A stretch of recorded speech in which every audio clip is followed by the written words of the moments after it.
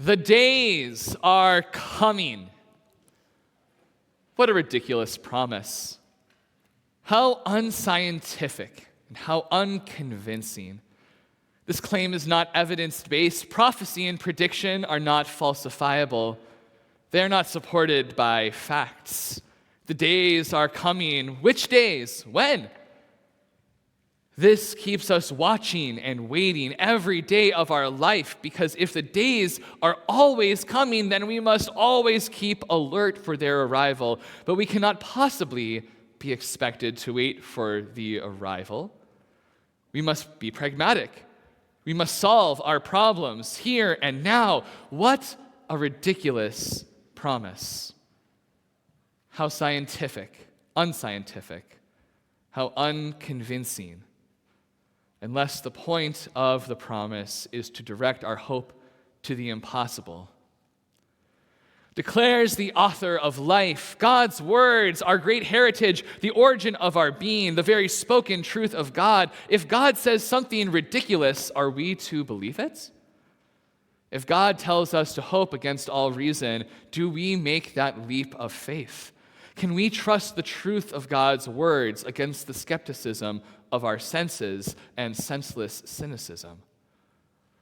When I will fulfill the good promise. Could God be revealing a truth about God's godness? That the world is so full of mess, so broken by cruelty and greed and horrors and hate, that even God must work to fulfill God's promises. The universe was once a place where God could speak and God's words would come true. Have we humans interfered with the power of God's words, corrupted God's truth with our own post-truth society where power alone reigns instead of honesty, integrity, and love? But look, God still calls this promise good, just like God has called us good from the moment that we were made. The promise I made to the people of Israel and Judah.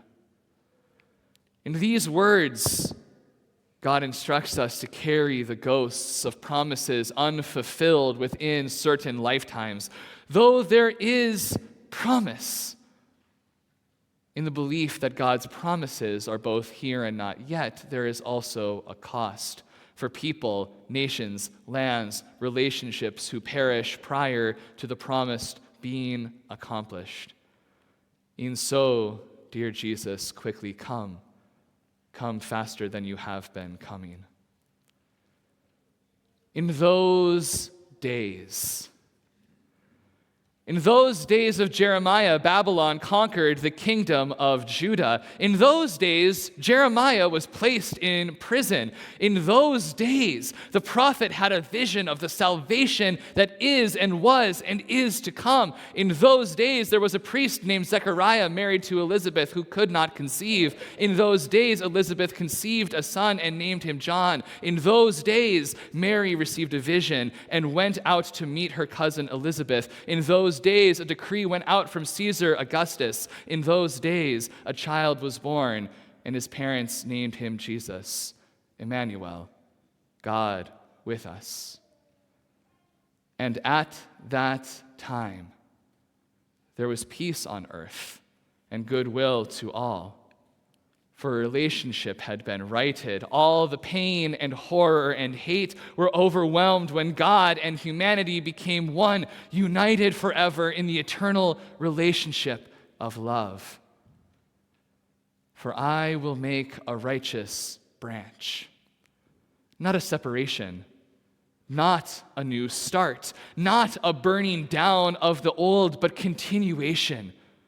Another branch from the tree of life, another response to the cycle of death and life, of growth and decay, of good and evil, of winter and spring, balance, growth that comes from the soil of all of our beautiful mistakes, growth that learns from the past to give justice to the present. It will sprout from David's line, from the reigns of kings who were not kings, kings who were actually shepherds, Kings who were meant to be poets and musicians, kings who remembered the rightness of repentance, royals who placed themselves beneath God and thus placed themselves beneath their people, royals who danced naked in the streets out of uncontrollable joy to be united with the God that they served. Our promise comes from the line of royals who knew that their rule was not out of power, but out of service and sacrifice. He will execute justice. What a ridiculous promise. How unscientific. How unconvincing. In these days, who can believe in the possibility of a leader who does what is just, who even knows what justice is, whose integrity, faith, and wisdom lead them to lead with honesty or with truth? For what is truth? Do you know what is true? Are you willing to die for what is true? Do you know what is just? Are you willing to die for what is just? Jesus does. Jesus is. And Jesus dwells in you. Could this promise be fulfilled through you? And righteousness shall be done in the lands.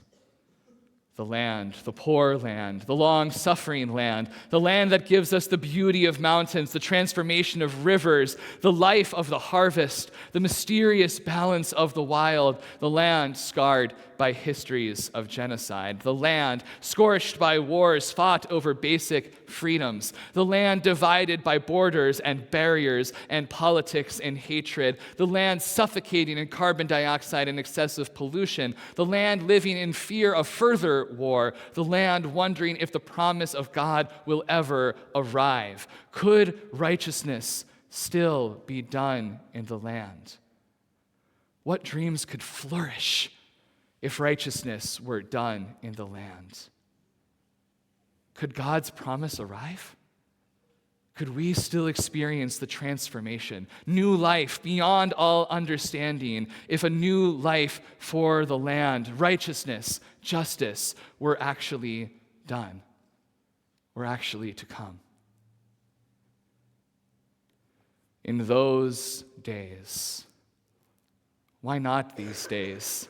What is taking so long? Where is God? What signs do we receive to convince us that hope and waiting are more than an exercise in futility, in pain, in manufactured discontent, in high expectations and low results? Could all of the waiting, all the loss, all the failed attempts for justice, all the catastrophic missteps on the path towards righteousness, all the burdens and sorrows and crosses we must bear be worth the arrival of God's good promise to save us, to liberate us, to live in full freedom, without fear and without war and without hatred, in true relationship of love with God and one another? Could new life be worth the waiting if it were to arrive in those days, in these days?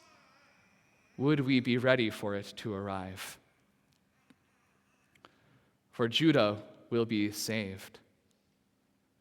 America will be saved. Israel will be saved. Palestine will be saved. China will be saved.